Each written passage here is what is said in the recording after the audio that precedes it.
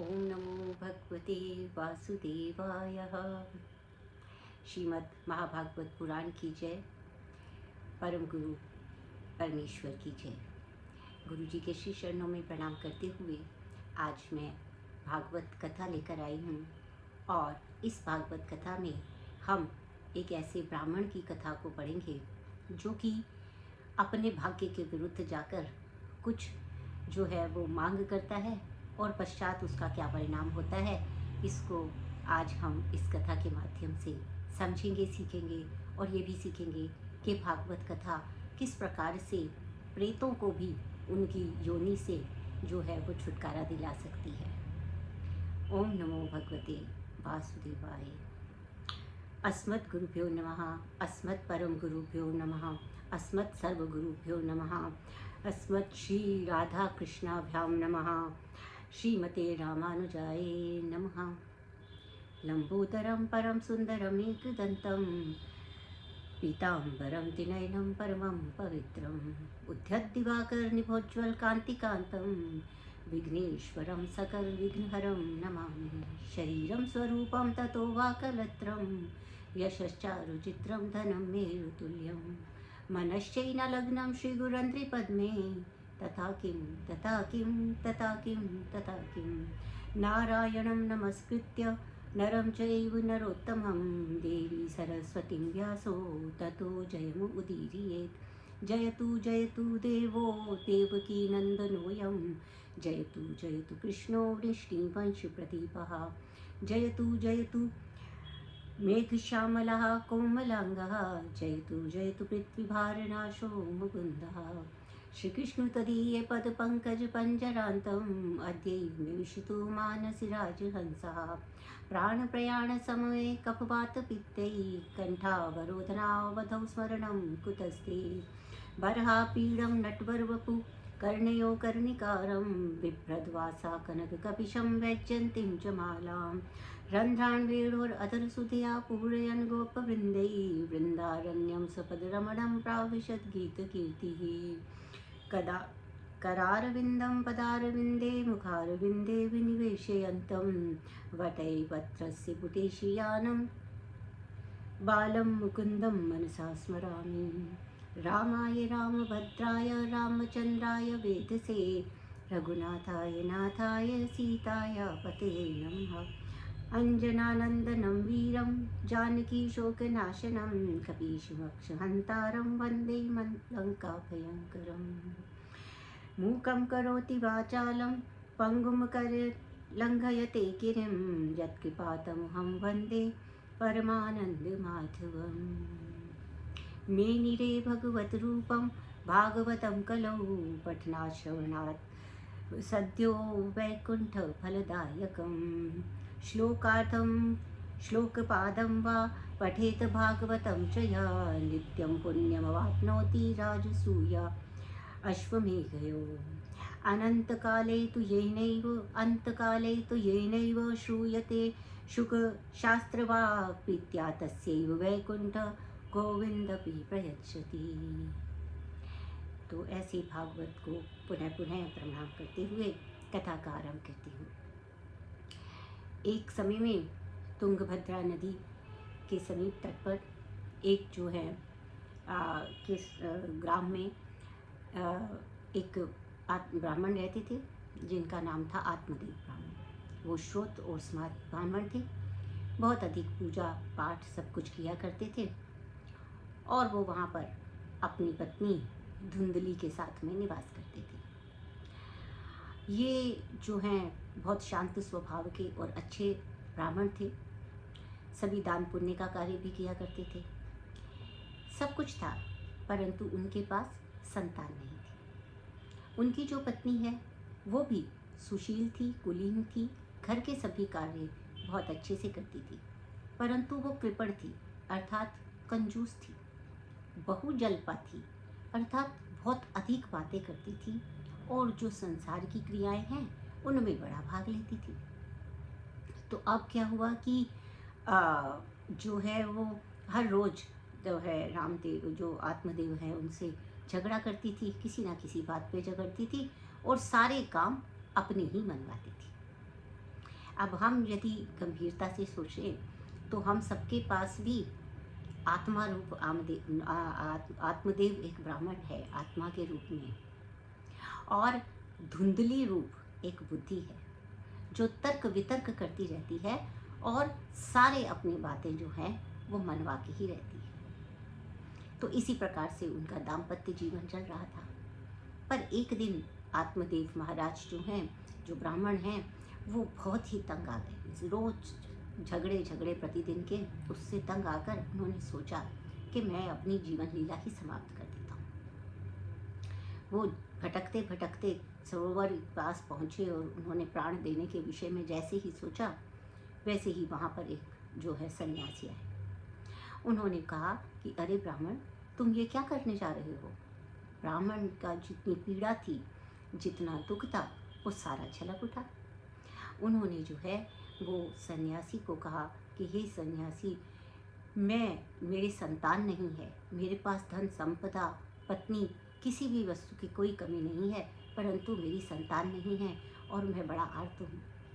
मेरे पूर्व जन्मकृत कुछ कर्म ऐसे हैं कि सब कुछ होते हुए भी मेरे पास मानो कुछ भी नहीं है। और उन्होंने कहा मैं इतना दीन हूँ कि यदि मैं संतान तो संतान अगर कोई वृक्ष लगाता हूँ तो वो सूख जाता है।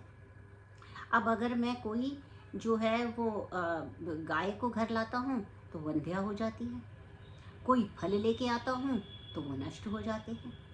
इस प्रकार से मेरे घर में जो है कोई शुभ समाचार, शुभ शगुन हो ही नहीं रहा है। तो आप जो है वो किसी प्रकार से जो है मुझे संतान प्रदान कीजिए। सन्यासी ने उसके दुख को देखा तो उन्होंने ध्यान लगाया। ध्यान लगाने के बाद उन्होंने कहा कि 7 जन्मावधि पर्यंत तुम्हें जो है वो पुत्र नहीं है।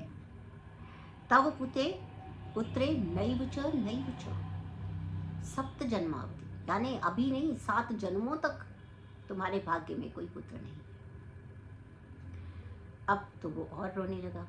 उसने जो है सन्यासी के चरण पकड़ लिए और कहा कि अब तो यदि आप मुझे संतान का जो वरदान है जो नहीं देंगे, आशीर्वाद, तो मैं आपके चरणों में प्राण त्याग दूंगा। अब संत बड़े दुखी हुए। उन्होंने कहा कि यदि मैं इसकी बात मानता हूँ तो भी इसके साथ अच्छा नहीं होने वाला है, परंतु यदि नहीं मानता हूँ तो संत की महिमा चली जाती है कि जो शरणागत में आया हुआ, जो चरणों में पड़ा हुआ हो, उसका जो है उसका आशीर्वाद ना देना। वो बहुत ही धर्म युद्ध में फंस गए, द्वंद्व में फंस गए और उन्होंने जो है आत्मदेव की जिद के आगे घुटने टेकते हुए उसको एक फल प्रदान कर दिया। ब्राह्मण बहुत खुश हुए, घर आए और उन्होंने अपनी पत्नी को वो दे दिया। अब उनकी पत्नी क्योंकि बहुत झगड़ालू है, तर्कशील है, तर्क क्या कुतर्क करने वाली है, उसने कहा कि कहीं इससे भी कहीं फल खाने से भी संतान होती है क्या? पर अब ब्राह्मण ने कहा कि नहीं, ये बहुत सिद्ध संत है, उन्होंने दिया है, अवश्य ही पुत्र होगा। तो अब धुंधली ने उसको चुपचाप रख लिया, पर वो बड़ी दुखी थी। इतने में एक दिन उसकी सहेली आई, उसने उसके परेशानी का कारण पूछा। उसने कहा कि ऐसे ऐसे काम करते हैं, पता नहीं कहाँ से ये फल ले आए और मुझे कहते हैं ले लो और तुम्हारे घर संतान हो जाएगी हमारे घर।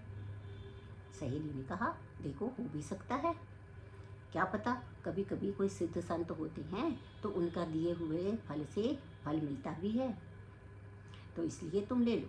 मगर वो कहती है नहीं, अगर मैं इसे ले लेती हूँ तो वैसे तो कुछ होना नहीं है, पर यदि मान लीजिए कि हो ही गया जैसा कि तुम कह रही हो, तो फिर क्या होगा?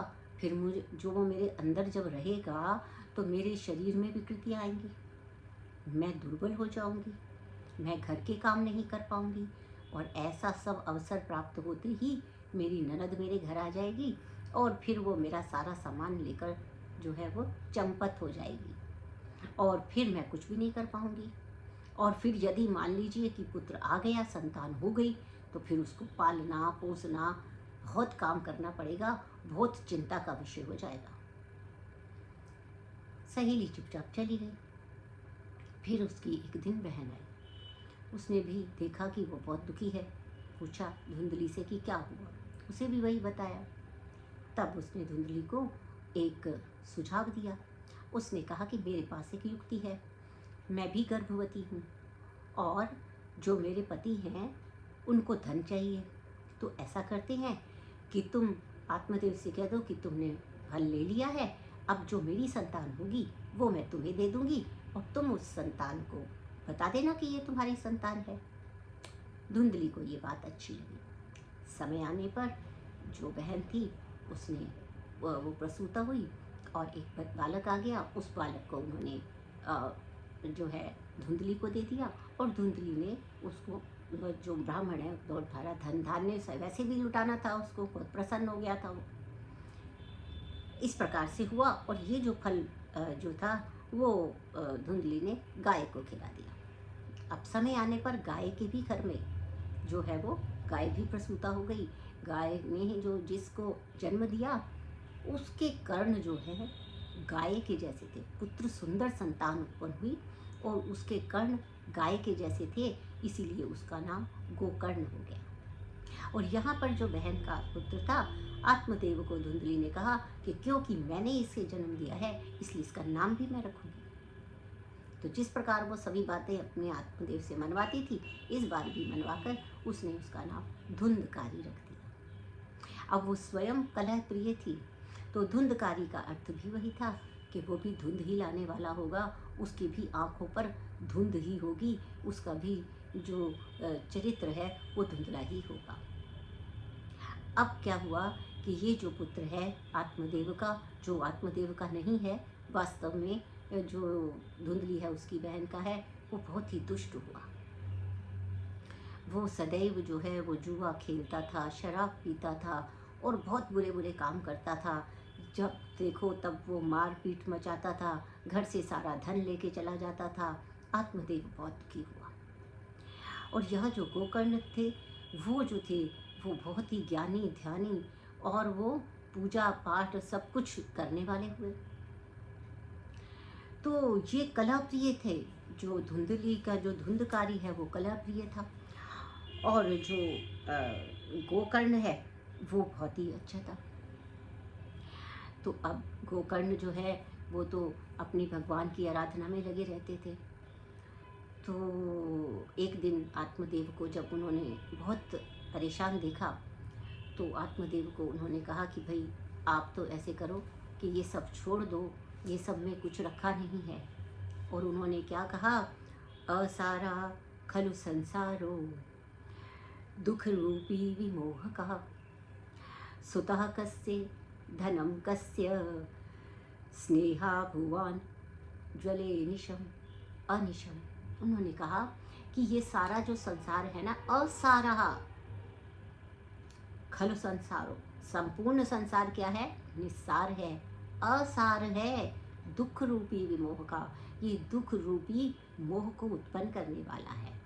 और सुतः कस्य, किसका पुत्र, धनम कस्य, किसका धन है ना, स्नेहान ज्वले अनिशम, ये जो है स्नेह के वश में, ये जो है आसक्ति के वश में सारा जीवन जो है संसार में वो अनिशी यानी कि हरनिश जो है सदैव जलता ही रहता है।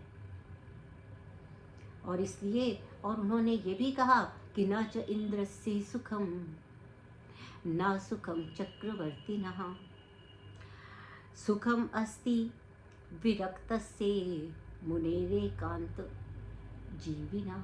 उन्होंने कहा कि अगर आप जो है वो सुख की बात करते हैं तो चंद्रमा भी दुखी है, चक्रवर्ती राजा भी दुखी है, वहाँ पर सुख, किसी को सुख प्राप्त नहीं होता है। सुखी कौन है, विरक्त से, जो इसने संसार का त्याग कर दिया है, ऐसा विरक्त ही सुखी होता है। तो इसलिए आप जो है संसार को छोड़ दीजिए, ये है विमोह का, है ना, दुख रूपी विमोह का, ये दुख के रूप में एक मोह को उत्पन्न करने वाला है। आत्मदेव ये सुनकर वहाँ से चले गए और उन्होंने विरक्ति को प्राप्त हुई। यहाँ पर जो धुंधकारी है उसने अपनी माँ का भी बहुत अपमान करने लगा, बहुत गालियाँ देने लगा, बहुत कुछ उसको जो है पीटने लगा, सब करने लगा। तो तंग आकर एक बार जो है उसकी जो माता है उसने जो है आत्महत्या कर ली। अब तो धुंधकारी एकदम जो है अनियंत्रित हो गया। उसने बहुत लूटपाट प्रारंभ कर दी, राजा के यहाँ से चोरी सब कुछ करता, वैश्याओं के बंधन में पड़ गया और वैश्याएं जो है वो उससे धन लेती और बहुत कुछ होता। लेकिन अब उन्हें पता चला कि ये हमारी जो इच्छाओं की पूर्ति कर रहा है, ये तो राजा के यहाँ से धन चुरा रहा है, और कल अगर राजा ने इसको पकड़ लिया तो हम सब भी पकड़ी जाएंगे। ये सोचकर उन्होंने एक दिन जो धुंधकारी था उसको एक जगह पर बंद किया और उसके मुंह में, उससे क्योंकि लड़ तो पा नहीं रही थी वो तो बड़ा बलवान था, तो इसलिए उन सब ने उसको पकड़ के और उसके मुख में रस्सी ठूंस दी और फिर उसको वहीं पे छोड़ के और वो सब वहाँ से चली गई। अब धुंधकारी जो है वो दम घुटने से जो है वो उसकी मृत्यु हो गई। अब वो प्रेत बन गया। तो अब क्या है कि वो गांव में जा जाकर सबको जो है वो डराया करता था और वायु का स्वरूप मिला उसको, अदृश्य, कहीं रुक नहीं सकता था, ठहर नहीं सकता था। गोकर्ण को जब ये पता चला कि जो है उसका जो भाई है, जो वो है वो इस प्रकार से मृत्यु को प्राप्त हुए हैं, तो उन्होंने जो है जाकर गया में जाकर पिंडदान किया और बहुत प्रकार से उसके श्राद्ध करने प्रारंभ कर दिए। परंतु और सोचा कि अब हो गया होगा सब। अब वो गोकर्ण क्योंकि पहले तो बाहर ही रहते थे, सब जगह पर कथा करते रहते थे और सबको जो है वो आध्यात्मिक ज्ञान देते रहते थे, इसी में व्यस्त रहते थे। और एक दिन वो अपने गांव जब आए वापस, ये सब पता चला तो उन्होंने कहा कि भाई मैंने तो इतना उनका श्राद्ध भी कर दिया है। पर एक दिन वो रात को फिर से वो आए और भंवर बवंडर की तरह घर में वो सब दिखाई देने लगे। तो गोकर्ण ने कहा, भाई तुम कौन हो और कहाँ से आए हो? तब जो धुंधकारी है उसने अपना परिचय दिया कि मैं तुम्हारा भाई ही हूँ, परंतु अब मैं इसी योनियों में भटकता रहूँगा क्योंकि मेरे तो बहुत ही बुरे कर्म हैं, मैंने तो बहुत ही बुरे बुरे कर्म किए हैं। गोकर्ण ने कहा, लेकिन मैंने तो तुम्हारे लिए बहुत पिंडदान और सब तरह का श्राद्ध किया, फिर तुम्हें मुक्ति क्यों नहीं मिली? उसने कहा, मेरी मुक्ति हो ही नहीं सकती क्योंकि मेरे तो कर्म ही इतने क्लिष्ट हैं। गोकर्ण बहुत दुखी हुए। उन्होंने यहाँ वहाँ सब लोगों से पता करने का प्रयास किया, संत महाराजाओं से पता किया, ऋषि मुनियों से पता किया, किसी ने बताया नहीं कि इसका श्राद्ध कैसे इसको जो है मुक्ति मिलेगी। अब वो सीधा सूर्यदेव के पास गए और सूर्यदेव को कहा कि हे सूर्यदेव, आप तो सबकी बुद्धि का प्रकाशन करने वाले हैं, आप बताइए कि मेरे भाई को किस प्रकार से मुक्ति मिलेगी। उन्होंने उसे बताया कि तुम क्यों भटक रहे हो, क्योंकि तुम्हें तो जो है वो भागवत का ज्ञान है वो ही देना और उसी से ही इसका जो है वो उद्धार होगा। अब ये मानकर जो गोकर्ण है उसने जो है वहीं पर जो है एक स्थान ढूंढा और वहाँ पर उन्होंने कथा का आयोजन किया और जो है गोकर्ण जो धुंधकारी है वो वहाँ पर वो एक जो बांस थे उसमें 7 गांठें थी, वहाँ पर वो बांस लगाया गया। कथा प्रारंभ हुई और अब क्योंकि वो प्रेत योनि में है, वायु रूप में है, तो उसको और तो कोई जगह मिली नहीं, तो वो बांस में प्रविष्ट हो गया। अब एक दिन की कथा होती तो 7 में से एक गांठ खुल जाती, दूसरी गांठ खुल जाती, तीसरे दिन तीसरी, चौथे दिन चौथी, इस तरीके से 7 दिन में 7 गांठें जैसे ही खुली वैसे ही पीताम्बरी धारण करते हुए धुंधकारी बाहर आ गए। तो बोलिए भगवान कृष्ण की जय। धन्य भागवती वार्ता प्रेत पीड़ा विनाशिनी, सप्ताहोपि तथा धन्या कृष्ण लोक फलप्रदः। कैसी ये धन्य भागवत कथा है, कैसा कृष्ण का सुंदर नाम है, हरे कृष्णा कृष्ण कृष्ण हरे हरे, कैसा सुंदर नाम है। और भागवती वार्ता कितनी प्यारी है कि प्रेत योनि का भी विनाश कर देने वाली है और 1 सप्ताह वाली जो कथा है उससे तो सब धन्य होकर कृष्ण के लोक को भी प्राप्त कर लेते हैं। इस प्रकार से एक विमान आया और जो है वो इस धुंधकारी को लेकर और गोलोक धाम के लिए चला गया। परंतु जो अन्य लोग थे उनके लिए कोई विमान नहीं आया। उन सब अन्य लोगों ने पूछा कि अरे, जो ये धुंधकारी है इसको तो मुक्ति मिल गई, परंतु हमें तो नहीं मिली, ऐसा क्यों हुआ? तो गोकर्ण ने कहा कि देखिए, केवल कथा सुनने मात्र से नहीं होगा, मनन भी करना होगा। और बोलते हैं विश्वासो गुरु वाक्येषु, क्या क्या जो है कंडीशंस है, क्या क्या वो जो हैं वो शर्तें हैं जिस पे कि जो है भगवान हमको प्राप्त होंगे, भागवत कथा का लाभ होगा। तो उसमें प्रथम है विश्वासो गुरु वाक्येषु, अर्थात गुरु के वाक्य में पूरा पूरा विश्वास होना चाहिए। ओ स्वस्मिन दीन भावना, और अपने बारे में अपने आप को दीन ही जानना चाहिए, अपने आप को कर्ता अथवा भर्ता अथवा स्वामी नहीं, दीन माने। तो दूसरी जो उपाधि है, दूसरी जो शर्त है वो क्या है कि स्वस्मिन दीन भावना और गुरु वाक्येषु श्रद्धा, विश्वासो गुरु वाक्येषु। फिर मनोदोष जयस्तैव, और मन के दोषों को जीत कर, मन के दोषों को एक तरफ रख के कथायाम निश्चला सती, और जो है निश्चला मति, जो ये कथा है इसके अंदर निश्चल मति होनी चाहिए, अर्थात ध्यान इधर उधर भंग ना हो। यदि ऐसा होता है तभी जो है वो मुक्ति मिलती है।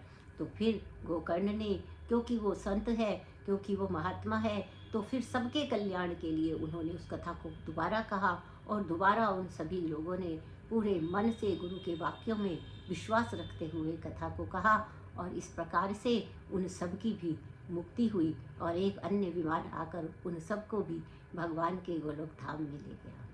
तो इस कथा से हमें पता चलता है कि जो भागवत कथा है ये अति पवित्र है, और इसको पवित्र भाव से सुनकर हम सब भी इस दुख रूपी जो मोह में फंसे हुए हैं, इस संसार में फंसे हुए हैं, इससे विरक्त होकर हम अवश्य ही भगवान के श्री चरणों में गति प्राप्त करेंगे।